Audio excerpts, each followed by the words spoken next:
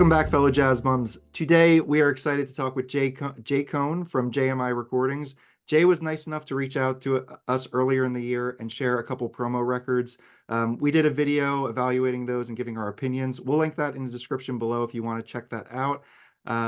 Before we jump into it, remember to like and subscribe. We also have the Jazz Bums Discord. We'll link to that, so come join and hang out there. And then we live stream on Fridays. With that, I'm going to kick it over to Chris to get us started. Thanks, Mike. So Jay is an attorney and the co-founder and executive producer of J.M.I. Recordings. J.M.I. was founded by Stephen Mandel and Jay in New York City in 2016. Thanks for joining us, Jay. Welcome to the show. Thanks for having me, guys. So we usually start with everybody is like when you were a kid and how did music get into your life? How'd you get into jazz? What was that kind of evolution like? Music, my earliest memories were Billy Joel, The Stranger, and on vinyl, and Led Zeppelin, Houses of the Holy on 8-track. Those two records really, I became obsessed with them in my earliest memories of music, and I evolved as a music fan along the typical suburban classic rock line. I got into jazz in my early 20s, I would say. I wasn't really even aware of it before then, whether like it or not like it. My dad didn't like it, and he was a music fan, but he spread that dislike to me. Again, the first memories are twins. One was a friend of mine with whom I owned an earlier jazz label named Brown Brothers Recordings, introducing me to a bunch of names of a group, like most groups are in the jazz world, that were called the Young Lions. Bunch of young guys on their instruments in the early 90s. It was Cyrus Chestnut on keyboards, James Carter on saxophones, a bunch of other guys. Branford Marsalis I also got into. But at the same time, I just started hearing, I heard John Coltrane's My Favorite Things, live version, and, it just electrified me. It tickled my brain in ways that other music at the time weren't. And I just sort of became obsessed with Coltrane. And then from there, like jazz goes, you just jumping from one lily pad to the other, from Coltrane to understanding he was a member of Miles Davis's band, and to Miles Davis, and just expanded and just continued apace until today. How did you enter into the world of music in the professional world of music?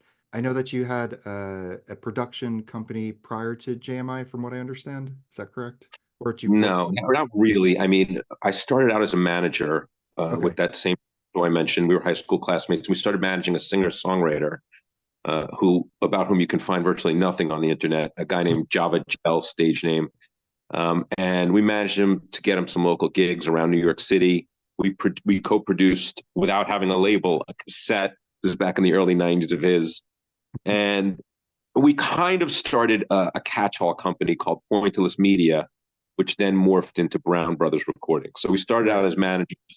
We made a very brief and uneventful stop in some way, medium period between management and label, and then we started a label. Jumping ahead to J.M.I., one of the things that I'm most excited about is kind of the artist roster, as well as the way that the sessions are produced.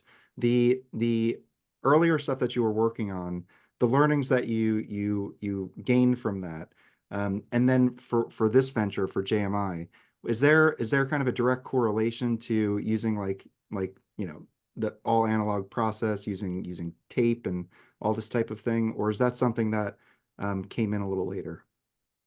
It came in right when we were starting J.M.I., almost as a lark.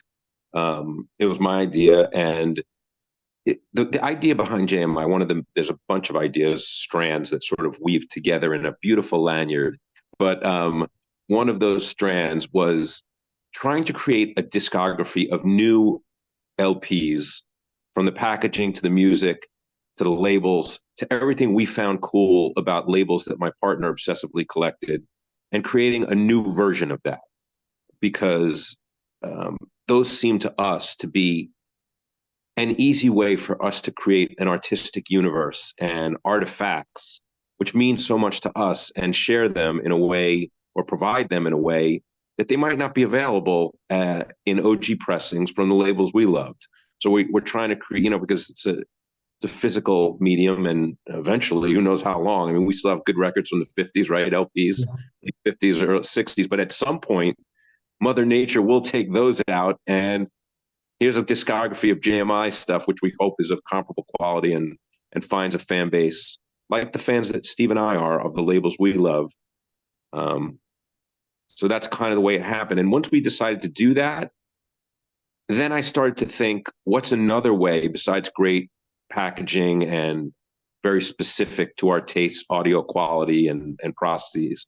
What's a way we could replicate those great discographies of the labels we love more? And so the production method was the way. And when I asked Steve about it, neither one of us is really sure in any objective sense whether doing it all analog is better or worse. I mean, we have our theories that are not completely based in scientific fact, Right. that not using any digital conversion at any step in the process allows the human ear to absorb more of the frequencies you're hearing, or at least not miss some of the frequencies which you miss in digital, and also some maybe not scientific, but or even describable quality of listening to an all analog record on a decent system gives you like a physical processing of the sound waves in a way that helps you enjoy the music in a different way. But I think really it was based on, and obviously these things are subject to just everyone's opinion. Rudy Van Gelder started out as the analog king. By the end of his life, thought digital productions were far superior. So, that's a very strong counter opinion. But, it started out as a way to replicate down to the details of the production methods, the labels we like, and then turned into some amalgam of sonic preference and that first incentive. What are some of those labels that y'all like? CTI, ECM, OG Blue Notes, and now Tone Poets for sure. Black Saint, Soul Note, Steeplechase. I'm only able to tick these off because Steve and I also do a radio show in New York City called Labeled on WKCR, Columbia's radio station, where we cover one of these labels per 5 or 3 hour show, depending on how long a window we have. Wow. We've done shows on all these labels. So those are some of the most prominent ones in my mind right now. That's cool, because those are some of the most prominent ones in our minds too. Like me and Mike, we talk about this a lot. We've only been listening to jazz for 3 years now, Mike, probably 3 or 4 years. And, we started off with Blue Note, of course, but like CTI and ECM and Steeplechase and like Xanadu and all those labels you were talking about, all the 70s stuff we've really dug into and just Muse and Milestone. I'm going to hate myself watching this and neglecting to mention stuff, but Muse and Milestone, got to mention those two 70s labels were crazy. Yeah. Contemporary is a fantastic label, which I've just learned about in the last 3 years. Lester Koenig now is like a personal hero. That's another thing about these labels, and I guess we try and emulate those guys, is that not only do we love the labels, the aesthetics, the music, but they also become like personal heroes, at least to me. I think Steve less so. He's a little closer to the entertainment business, knows a little more of the disconnect between image and reality. Right. Well, we always say that imitation's the highest form of flattery, because we're so influenced through our channel for kind of the visual medium of like Reed Miles and Francis Wolff and all of the great designers in the kind of I'm blanking right now, but so we're always looking for inspiration for the channel, and so we're the same way, and so Lester Koenig and Contemporary. Another great label that I've dove into is Timeless, which they've coupled with Muse, but those Timeless records from Europe sound fantastic. I mean, the list goes on, but we're getting into all of it, and it's been a lot of fun. If you got a big Timeless discography, you can come to New York City and do a guest shot on Labeled. We've already used Sid Schwartz from Jazz and Coffee for he's great. Riverside, and what Ken Brown for, can't remember what his label was, but those guys just came and point is they brought their discography, because Steve or I do not have some of these labels in sufficient number to make the show. But if you got them, we're looking for I'll let you Timeless know. We have Timeless, and then there's also Timeless Muse. I think between the two, I don't know if I have enough to fill 3 hours. I'll have to take a look, but that might be a challenge for 2024 for me 5 hours. to Yeah. 5 hours. Yeah. Here's a rule of thumb: if the discography is, I mean, we've done 5 hour shows on our own label, so we do it with less than 50. But I like to think if the discography is 50 or over, it's a 5 hour show. If it's under 50, try and do it in 3. Okay. It's really cool.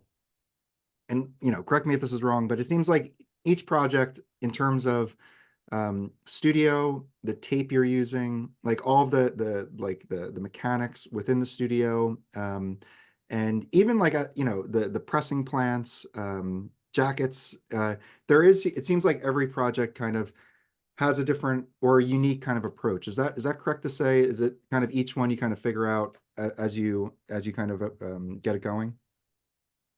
There's a mixture of trying to take a fresh original approach to each one and also trying to create a uniformity. Look, there on the side, there's the impulse model. Every jacket sort of looks the same, and that's great. When you line them up in your collection, you're looking at a beautiful block of impulse records. And that's just the spine, and so there's a million decisions that can make it uniform, which is something to which we aspire, but not religiously. So I don't know if I'm really answering your question in a precise way, but we do strive to have some uniformity, certainly with the level of quality, but we also try and take a fresh approach to the art. I mean, in general, we want for single LPs, we want all gatefold tip on. For 12-inch singles, we want gatefold tip on non-gatefolds. Lately, for the last, I don't know, a few catalog numbers, we've been using, the poly liners in the printed sleeves, which are sort of uniform because we use the repeating logo pattern on virtually all of our sleeves, although we've gotten more creative with what's underneath that repeating logo pattern. I think we maybe even deviated from it one time on the Mike Mitchell album. You guys can pull out the sleeve on that. Mhm. I mean, and Steve and I somewhat diverge in this, and then we have to find an accommodation. I think I lean more on J.M.I. to making every project unique, and the uniformity is sort of coincidence outside of certain elements. And then Steve is more into trying to get a uniform production process so we can just do it over and over again and find the final, our favorite iteration of all of these elements. But we've kind of landed. Sorry to interrupt, but this sleeve is really cool. It's from like Yeah. Okay. Oh, yeah. We used the picture on it, but we did use the repeating logo. Yeah. Yeah. And as far as the pressing plant, that's been more practically driven. We had no experience pressing vinyl, or very little. I had done one vinyl with my other label. And we started with a local pressing house called Brooklyn Phono, and that they did a fine pressing of the Steve Wilson album, our first one. But we switched on the second to go back to POW because I had gotten the vinyl from Brown Brothers, released a great jazz album called The Co-op. You guys should check that out.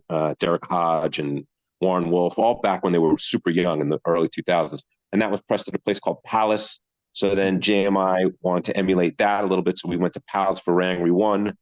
And then when we got to 3, which was onto receiver, the underscore, we went to United, I think, because of turnaround time. Like we were starting to gear up a little and we wanted that album quicker. And we had done other stuff with United. I can't remember what it was. Or Third Man was using United at the time for something. And maybe we got that. They were good. And then they were the only ones. They were doing 10-inch presses. That was our 4th catalog number. For 5th, we went to Gotta Groove because our customer service rep left. We didn't like the new replacement. And then Matt Early out in Ohio, who runs Gotta Groove, was getting a good reputation. Yeah. I think that first from our mastering mixer, that was an incredible process for an album that hasn't got enough shine in our discography. Marquise Hill and Helen Sung. Helen is the primary artist, a piano player from Houston, fabulous player, duet with Marquise Hill, and that was our only Gotta Groove pressing. Matt Early turned out to overwhelm us. You can go infinitely deep on any of these elements in making a vinyl record. And the question is, where do you stop on what elements? Matt went too deep for us in certain ways. And we might end up using them again. And also the packaging just came out, the cardboard stock came out a little thicker on that. And so it wasn't uniform. And that was something that it didn't bother Steve and I. It's a unique item. And one we really wish more people would get. Long-winded answer to like how we developed. The bottom line to all this is we've now found process we're very comfortable with a ship pressing plant in Paris, vinyl to Paris. They turn things around quickly. They do very high quality work, and we've done our last 7, 8, 9 catalogs there. Mm-hmm. Yeah, I think the ones that you sent us were done there for sure, right? Yeah, I think 2 of them were. Yeah, I think 2 of them were exactly. Mike Mitchell, yes. Yeah, Maya, And the yes. And Lage Lund. Maya may not have been. Yeah, I think mine was a Oh, different no? place. Oh, okay. It probably was where it was pressed. Yeah, it does. That might United. Yeah. Okay, mine was United. Yeah, but Lage and Mike Mitchell are there. And, for the foreseeable future, they're pressing our single and double albums and singles. For the 2 box sets we've got pending, one being Plum, the other being the solo piano 3-disc Ray Angry 3. We're using GZ just because the makers of the boxes, the only company that we found that does the kinds of boxes we want for those 2 sets, exclusively uses GZ. And then GZ, we've learned, has got a reputation from doing good work lately. So we'll see how that works. I mean, I think a lot of these pressing plants have had troubles at certain times in their past, right? But GZ, Vinyl Me Please uses GZ almost exclusively now, and their stuff's great. It sounds good. So love to get some J.M.I. and Vinyl Me Please. Oh yeah, that'd be cool. Oh, that'd be amazing. Cool. But speaking of, let's get into that Plum box set. What can you tell us about that? That's mostly my partner Steve Mandel's doing. First of all, he was obsessed with David Murray because it was his Black Saint collection that got us into Black Saint. Yeah. David Murray did albums for Black Saint and Soul Note. Yep. Did an Instagram. He's on a podcast called QLS, Questlove Supreme. He is the audio engineer for The Roots on The Tonight Show. He's got an extensive history as an engineer and some production as well. And is just a close personal friend. So we got into David Murray with the solo Sun Moon record, solo tenor, sax, and bass clarinet. Came out so beautifully. He always wanted to use Questlove on a jazz record. And, Quest has done jazz work with Christian McBride. And the lineups are such an important part of, our love of the label and how we deliberate over artists, that as non-controversial as it should have been to get Questlove on a record for us, it didn't happen. And, anyway, it was something Steve wanted. He did this show on Instagram Live called Murray Mondays for years, where he just played David Murray albums on Monday. And so we did the Murray thing. Quest and the Roots had played with Murray in London in the early 90s when the Roots were sort of making it as a young hip hop act. And so I think Steve knew that our relationship with Murray, who had a good experience on the Sun Moon record, and Quest's love of Murray, together with our main guy on keyboards, Ray Angry, who we're so proud to release records by and have him on as many projects he'll be a part of, it kind of fell into place. On a Questlove Supreme episode, I think, J.M.I, or several episodes, J.M.I has come up. Quest is a fan. He came down to when we released our first album, he came down to the shows that we were promoting to promote the record and bought like 5 copies. He's always been super nice about J.M.I. And when we told him we could put a trio session together with Quest and Ray Angry, who's a favorite of Quest's as well, right? He said yes. Steve asked him when to work at the Tonight Show. He said yes. He came down one afternoon. There was no preparation. Murray brought maybe 1 or 2 compositions, but the other guys were there to jam and have fun. And I didn't want to talk to Quest or bother him. I was just so happy he was there doing this for us. To have him on our label is such an amazing honor. And those guys just locked in for like 3 hours, broken up by a short food break and some migraines Questlove had. And he soldiered through that. And it was like a tornado came through. Like we sat down, they all sat down at their instruments, they jammed for 3 hours. Murray put up, 1 or 2 compositions with lead sheets or whatever.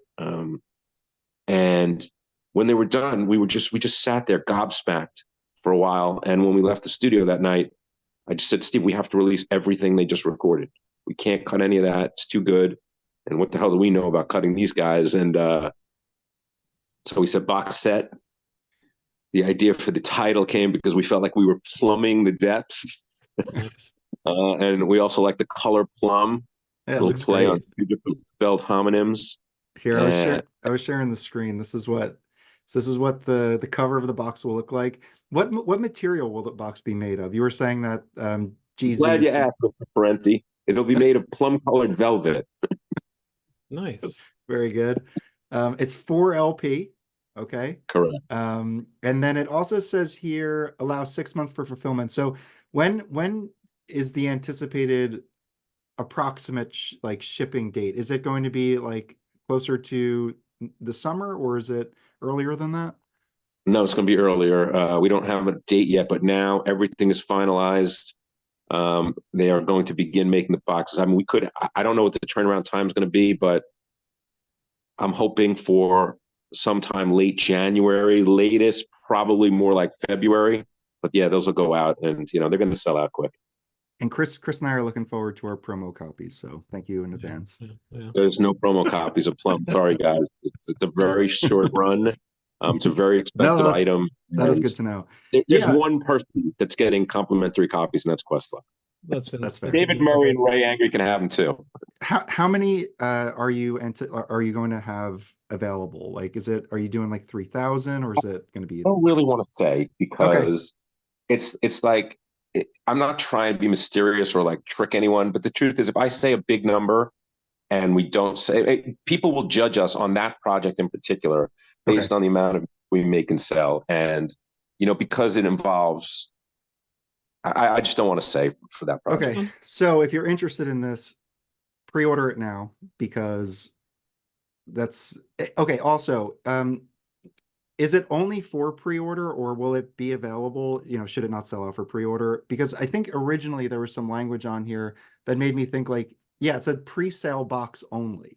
So I wasn't sure if that's like you basically have to pre-order it to get it, or no. I mean, in the event it does not sell out in pre-order and it hasn't yet, then there will be stuff public, physical, and also additional, websites, retail websites.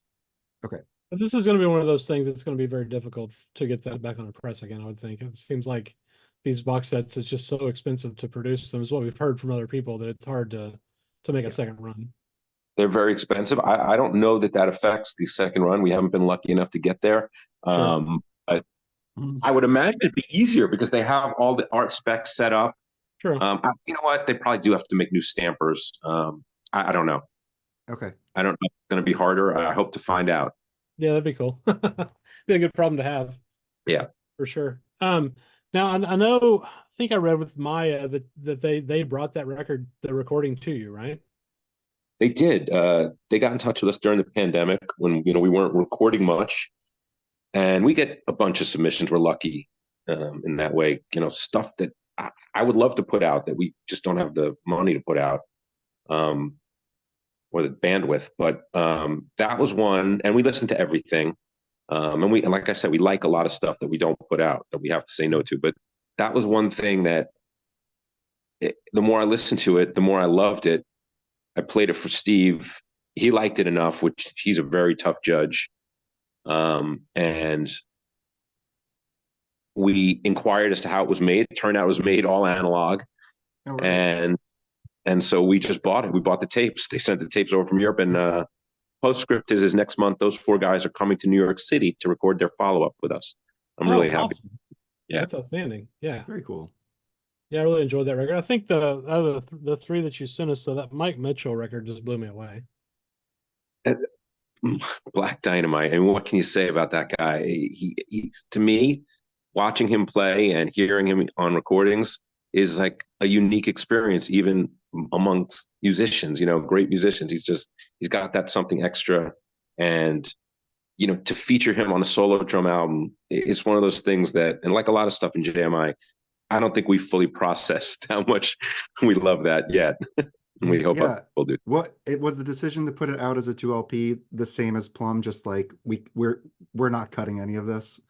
Similar. Yeah. I mean, it's just too much respect for, not that we don't respect people that have outtakes, we do, but sometimes you just get a feeling like we don't want to put the work in figuring out what to cut. It's going to be hard enough to sequence it, especially an album like that. Like, what are you looking for in the sequence? What's the difference in solo drum tracks? But we really think that like with that and with all our solo stuff, because we've been doing a lot of that, that all the folks that have done it have brought compositions, not just chops. And so, yeah.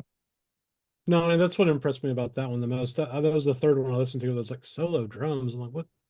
How do you do a solo 2 LP drum record, right? Like, Mhm. but man, when I listened to it, I was like, that's how you do it. Like, y'all pulled it off. I mean, it was just Thank outstanding. you. Love that record.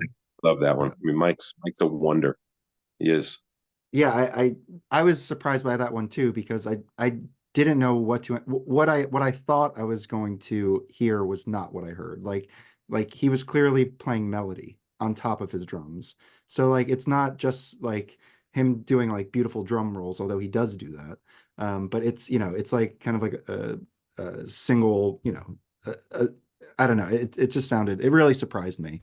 And I've The first revisited a time I couple saw times. him, I'm sorry to interrupt you, but the first No, time I that's okay. saw him, um, he was playing in a trio in a little club in New York with James Francis, Joel Ross, and Bernice Oh, right. Travis. Three guys who I had heard of. Two of them were leaders on Blue Note. The third bass player we ended up using on Sasha Berliner's album plays with every top level jazz player that you can find. Almost seems to be like a favorite guy. And Mike was a guy I hadn't heard of. And I'm not gonna say he blew the other three guys away, but I could not take my eyes off him in that quartet.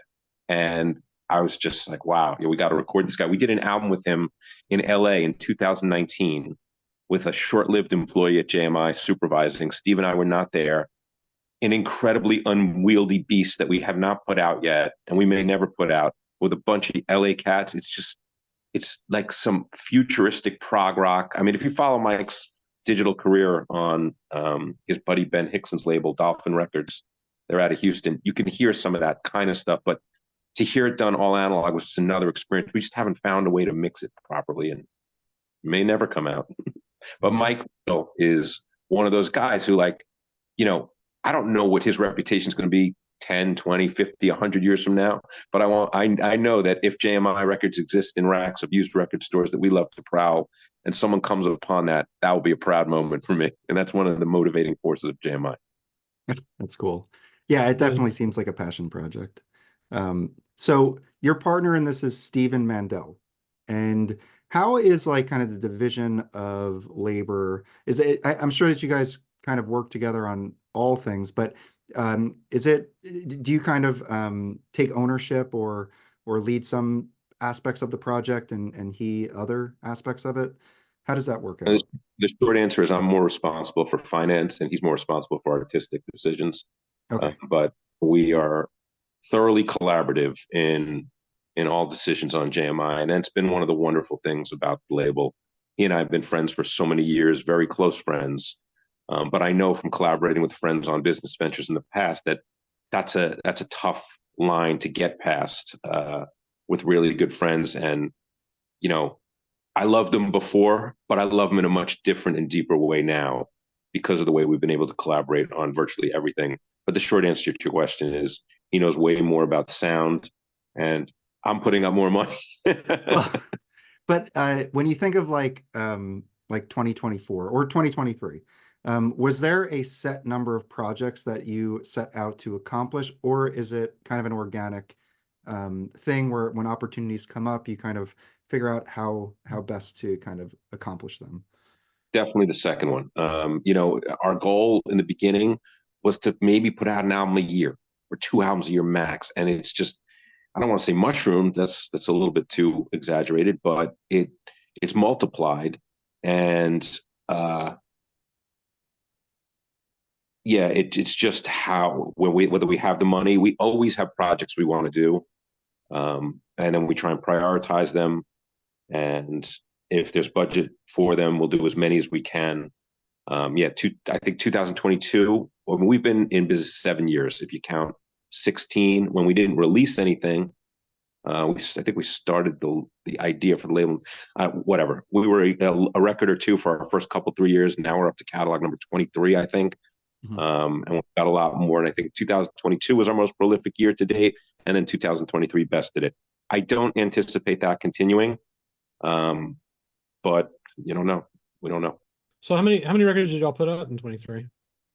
Whew, we count them up. Lage, Mike Mitchell, Plum, Max Girl solo, 12-inch single with Doyle Bramhall and DJ Harrison, a 10-inch single with Antero Sievert, I think a 12-inch LP with Antero, Dear Bossa. That's 7 releases that I'm counting just quickly. There may be more. Two of those are not physical yet.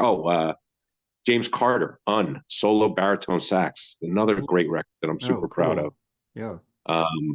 Yeah, a lot, check that out. and a lot more than we ever anticipated. Solo baritone sax sounds amazing. James Carter, this guy that I've been worshiping for years. What was the one you said that you were talking about bass clarinet earlier? What record was that? That's the David Murray album. Had solo bass clarinet pieces. Right.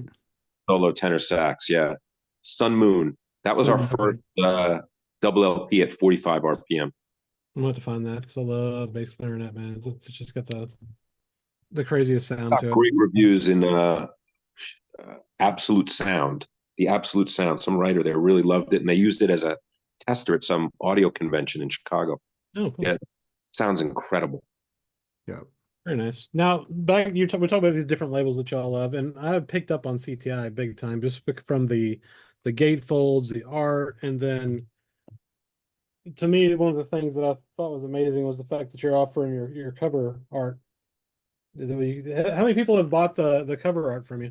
Very few. But yeah, that's a straight rip from CTI. But it's also like a very practical thing because when you put so much attention into your cover, so much thought, to offer that is like saying, yeah, this is valuable to us. Yeah. We hope it's valuable to you. Very I will cool. tell you that I have a framed copy of that Steve Wilson cover, J.M.I. one. Looks great on my wall. Not in this apartment, but it's around. No, we picked up on that. And I was hoping that's where y'all got that inspiration from because I love CTI. Where else? Yeah, exactly. Yeah. Love CTI. Great label. Yeah, that was probably the first one that made me a label addict as well. I mean, it's just at a time period when you could have easily missed all those records. They were just doing things at such a high quality. And it wasn't necessarily different or better than the 70s, but for some reason it sounded better. And it I don't know. Yeah, that CTI discography is just one of the gold standards. There's a bunch though. I mean, ECM. I mean, with CTI, like the nice thing about them when we first got into jazz, they're $5 records, $10 records, right? You can get them cheap. That's starting to change though, man. I'm starting to see a lot of this stuff that I was buying for $5 and $10 2 years ago. It's like 15, 20 now in these record stores. I can imagine. I mean, that's one of those reflections that I don't think CTI has been reissued, so you can't get new ones. And they're getting older, and people are getting hip. More new generations. If anything deserves to not be available at CTI until it gets reissued. Yeah, 100%. I mean, there's been a couple of reissues, but it's like 1s and 2s here and there. There has not been a series. Who reissued CTI? So I think go ahead. Speakers Corner did was it Herbert Laws? Am I getting the name right? Hubert Laws. Hubert. Yeah, Hubert Laws. They did one of his, and there might be in like the beginning, probably. Yeah, probably. And then Org Music has done what is it? Red Clay, I think. And then Red Clay. Didn't they do that Jim Hall Concerto? Concerto. I think they did that. Did they? I don't know. I don't know if they did that one. Yeah. But anyway, just a few off. Yeah. Do you like that record, Jay? It's one of my favorite records of all time. The cover, I can stare at it for hours. Jim Hall has dozens of great albums, I'm sure, but I'm thinking of one on Milestone too. That's amazing. But yeah, that's one of my tops. I mean, Straight Life, Freddie Hubbard. If you have to play someone a record, just from like the first notes. Absolutely. That's I love the Hubbard stuff's my favorite. Guy dive. Yeah, me too. With a gun to my head, Hubbard on CTI. But there's so much great stuff there. Bob James. I mean, goes on. Oh, I think weird. Somebody's putting out. Yeah, they're fixing to reissue Bob James too, which I thought was weird because it's like a super available record, but somebody's reissuing it out of Asia. Some Asian label I've never heard of before is about to reissue that one, so that's interesting. Bob James did an episode of QLS, which I encourage you guys to listen to, because at the end of it, he agreed to do a project on JMI with Quest, and I think Pino Palladino was going to be the bass player on that. And it was actually booked, but it didn't happen because Bob's very busy. He's not a young man anymore. He's in his 80s. And it just didn't work out, but that was flattering too. It would have been nice. Oh yeah. Yeah, the name of that label is Evo Sounds that I saw, and he's had a bunch of new stuff coming on there over the last several years. Kind of looked Yes, a little bit he's yesterday. been doing a bunch of records. I know from talking to his manager, he's very busy recording new stuff for that label. That's into him. He really likes him. Now, have you recorded anything with Pino? We have not. Hey, that'd be amazing, dude. I love that guy. We've got a project scheduled. It's a follow-up to Plum's called Peach. And Pino is supposed to be the bass player on it. It's Quest, Pino, Ray Angry, and a singer named Belial. Oh, wow. Yeah. That'd be amazing. I was just thinking within our kind of community on YouTube, JMI has got a great reputation. I mean, I think JMI has a great reputation, period. But you mentioned like Welcome Brown, so Chris Brown from his channel, Ken McAuliffe, Michael Mormon, Notes and Tones, ourselves. Within like the jazz community on YouTube, I mean, people know JMI and are collecting JMI. And then you mentioned that people are using JMI as like demo records, essentially because of how well the way they're recorded and how well they're recorded and the artists that are on those. So I feel like the label is going in a really positive trajectory right now. Do you see like for 2024 and beyond, are there any challenges that you see? Because it is still kind of a small passion project. But it does seem like everything is really kind of moving in a very positive direction. There's a lot of good feedback and great opportunities coming up. Yeah, I mean, look, the challenge is always, if you want to keep going, to make more money or to spend more money, make some more money elsewhere and pour into it. But that's not happening. So we have to make more money, and it's the biggest challenge is that that's not what the label was created to do. It's sort of taken on a life and momentum of its own, despite the fact that Steve and I are very, very bad business people, very bad business people. But we don't obviously want to compromise. So it's a heavy lift, because what we want to do essentially is create an audience. I don't know or want to spend energy finding an audience. I want to create our audience. That may include people that would be interested, that are going to come to us. And yeah, folks like you and the other, we know them primarily from Instagram, not from YouTube, just starting to like process the YouTube content.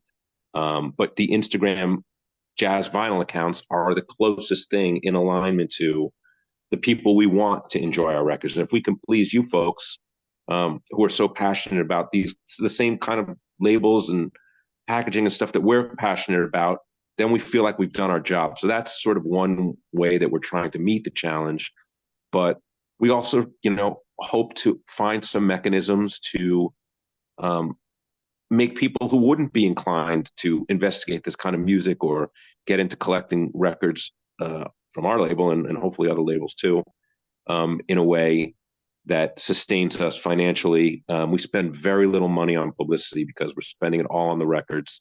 And so anything we can do like this, we're very grateful to get this kind of exposure, or any kind of exposure, really, because we're not generating it ourselves to a large extent. Once in a while, we'll use a publicist. We need to get higher visibility in the few but expanding great retail stores that are out there. We need to get more people to listen to it, whether it be on radio. I mean, I just try and do what we like as a tool for JMI. So, I mean, I listen to Serious Real Jazz all the time. I listen to WBGO in the New York City area. I listen to WKCR.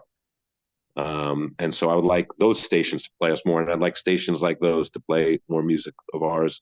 It's hard because you need radio promo people, and we're not into hiring a radio promo person to get our discography, for example, in the Sirius bank. So our stuff doesn't get played a lot on Sirius. Sometimes there's DJs that love our stuff so much they get it on. But yeah, we need to, like with any business fueled primarily by passion, find a way to get to our customers and see really if there are enough to sustain us without compromising what's the core principle. So those are the challenges. Mhm. And then, to a lesser extent, just scrape up whatever resources we can to keep doing this, because for Steve and I both, making these records and releasing them is one of the primary pleasures of our life. Nice. Yeah. That makes sense. I mean, it's interesting to talk about radio. Like, there's nowhere here. I live in Texas. There's nowhere here to listen to any jazz on the radio. I mean, serious, sure, but so it's like, the challenge for jazz is large. I mean, growing the audience. Um, that reminds me, there's some guys on YouTube that we follow, some young guys that are super into jazz. They're like college guys. And so it's really cool to see that it's not just, 40-plus-year-old men that are listening to jazz, right? That there's a younger generation getting into it, and that there's, labels such as yourself that are putting out new great music for people to enjoy. So, I mean, I'm very appreciative of the work guys like you guys are doing, because without it, it's just like, hey, let's listen to old 60s Blue Notes, which I love. I mean, I've got probably 300 Blue Notes, but like, if it stops, then it just becomes a historical thing, and like then eventually people are gonna stop listening, and it just Yeah. goes away. Yeah, and I would add also, JMI as a label, I think is something that is it kind of creates a I don't know, a focus for me personally, because a lot of like the 50s and 60s, they're like we mentioned some of the like contemporary Riverside, Blue Note, you can kind of like dive into those catalogs and look. And it seems like as things progress, especially today, a lot of artists are putting out their things independently. So you have to kind of discover them through places like Bandcamp. But JMI is like a home, it's a label, right? So it is a place where like I know I can go to dive into the catalog and find a cool solo baritone sax record, right? Like Mhm. that's something that I think is really familiar to me, and I really like that. So that's I think that's it's not unique because it's a throwback, but it's also unique in the sense that that's not how a lot of jazz is getting out today, through a label like that. Well, thank you guys both. Those are really kind words, and they mean a lot to us because they reflect like a level of thought and appreciation that justifies what we're doing, even though we do it anyway. Yeah, exactly. Yeah, exactly. Well, That's that's how for we us with this YouTube channel of ours. Like, yeah, we're doing it for us. Like, if people watch it, that's amazing. And yeah, people like you coming on obviously helps us further our yeah, message. But you know, yeah, it's fun. It is fun. And it's like yeah, it's fun to find your people, and it's when it's in something that it sort of gives like an artistic sustenance. You can appreciate all kinds of things, but I find that people that like these kinds of records are obsessive in a way that sort of reinforces our own obsessions, but it's all positive. It's no one's out there, sort of doing anything that hurts anyone. We're just listening to music we love. no, it's Yeah, and great. spending each other's money by recommending more and more. Right, Hey, right. you gotta have this. This belongs in every jazz collection. If you don't have it, you're fucking up, right? Like, I just moved, and Steve, who's just a brilliant curator, a brilliant caretaker of records, is organizing my record collection. And we were just riding up today to storage. We're constantly making trips to the J.M.I storage unit, do fulfillment stuff like that. We do a lot of that stuff ourselves. And he was telling me that he's learning a lot about me from my record collections. The guy's known me for years, and like breaking down what he's learned, and it's so friggin' spot on. And the other thing, like you alluded to, one thing about every serious jazz record collector, and I'm sure record collector, we're all fighting bankruptcy and storage, and we're all fighting bankruptcy and hoarder disease. Yeah, exactly. yeah. Now, how many records do you think you have in your collection? I only have about 1,000. Steve's got Okay. thousands and thousands. Now, Um, what percentage of those are jazz?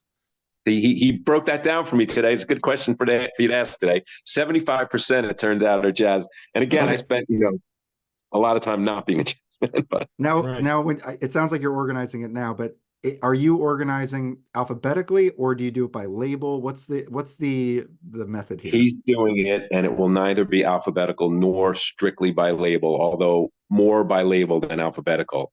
Okay. Yeah, I think all labels will be kept together.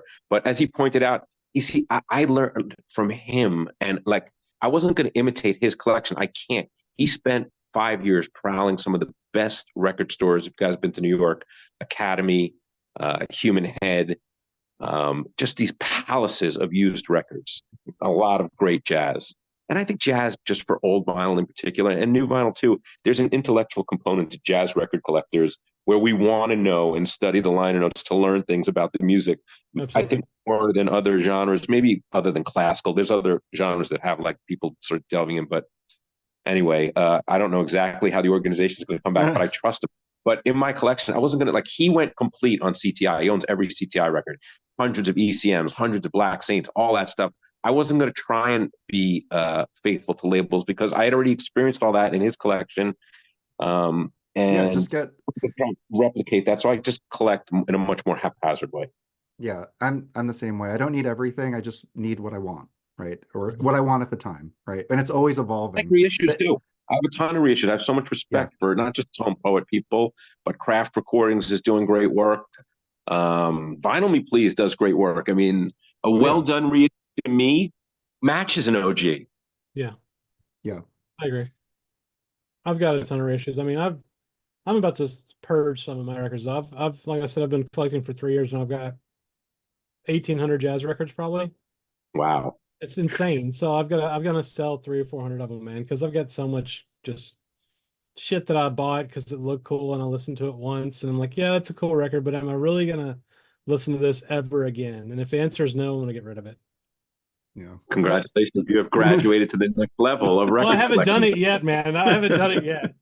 I'm off work next week, so my plan next week is to go through all this shit and try to come up with at least 100 records I can sell. You know, Chris Brown is my idol in that regard. I follow his social media. He killed, and just like, I just love the way he talks. You know, he highlights prices and stuff. Yeah, I love that guy. My favorite videos of his are when he does his Excel grid and he does like an analysis of all the Blue Notes that have ever been reissued in the United States, insane. And then does a prediction on what's coming. It's just next level. So like we were talking earlier, I was talking earlier about like there's just certain levels you can go to across the board in your jazz fandom, and you just can't go deeper on certain things. I can't go to the bottom of Chris Brown. I mean, he's too deep. Yeah. And that's wonderful because I always know that, like, God forbid, I find a lot of time on my hands. I can just go through his YouTube channel and learn stuff all the time. Yeah. It's so good.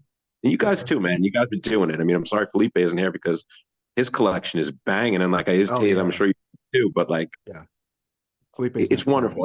It's like it's one of those things. There's a lot of these things in life, but when you find them, they're really valuable. Like you meet anyone else that has this hobby, or even and it's like it's an instant bonding point, and I end up like admiring and liking my friends who are jazz musicians or that I meet or collectors more than other friends I have. It seems like we have more in common in other aspects of life as well.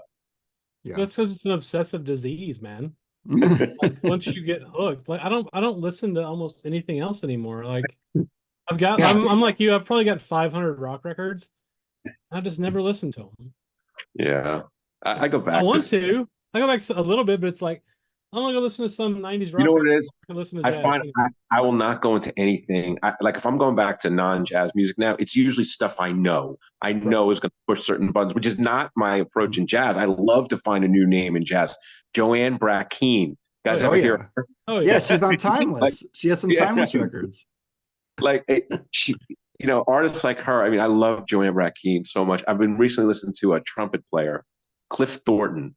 Oh his stuff's really expensive. Gardens of Harlem and shit. I mean, like, but I can get you the fact that you know who Cliff Jordan is. Thornton, Clifford Thornton. Yeah, maybe. I mean, Sun Ra's always. Yeah, this one from Joanne Brackeen. It's called Ancient. I don't have it, but Steve has it, and we played it. This is the best. It's got Joe Henderson on it, so it's but all her stuff's like $5 and just killer. Is that on Z?